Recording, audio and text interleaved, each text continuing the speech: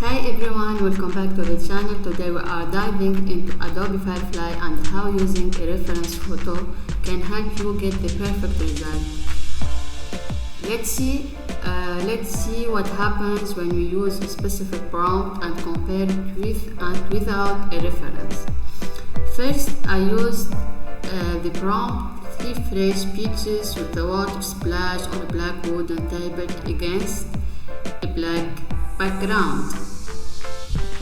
The result was okay, but not quite what I wanted.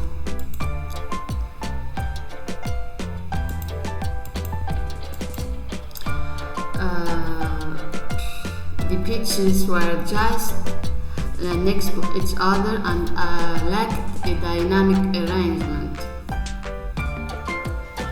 So now let's see what happens when I use a reference photo.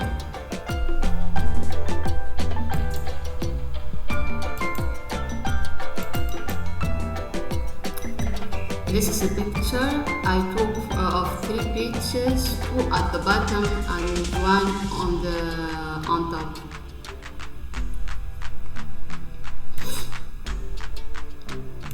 I'm gonna use it as a reference. I already chose widescreen photo reference. I'm gonna choose this image. And now strength max, and now let's add some effect. I'm gonna use cinematic. Okay, color and tone, I'm gonna use vibrant colors. Lighting,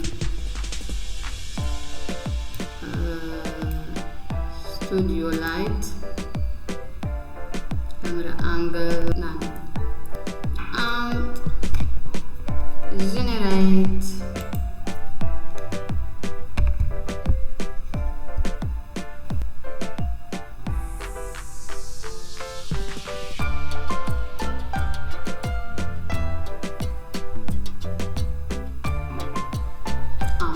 for the results.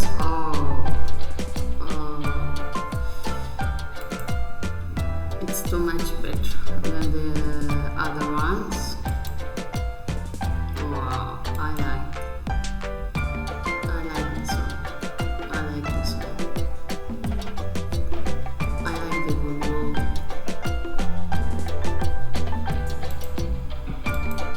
I like this one. Okay. So when I added this reference, Adobe Firefly understood the structure I wanted. It generated an image with the same arrangement. The result is much closer to what I wanted. I'm going to give you an advice. You don't need to be a 3D specialist to get the result you want. Just take an approximate photo with your phone, even if it's low quality. It should show the aspect and general 3D structure of what you want. It's like giving Firefly a guide to follow. So if you are using Adobe Firefly, remember to use a reference photo to help guide the AI. It can make a big difference in achieving the exact composition you want. So I'm gonna download it. For a more vibrant photo, you can do some editing on Photoshop.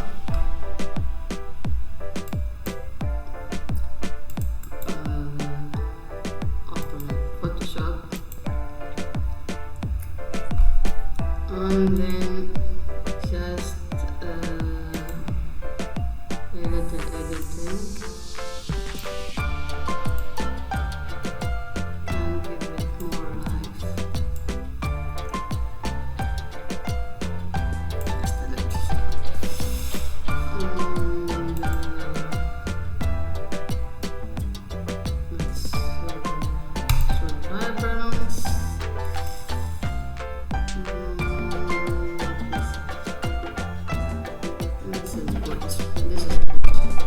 incredible.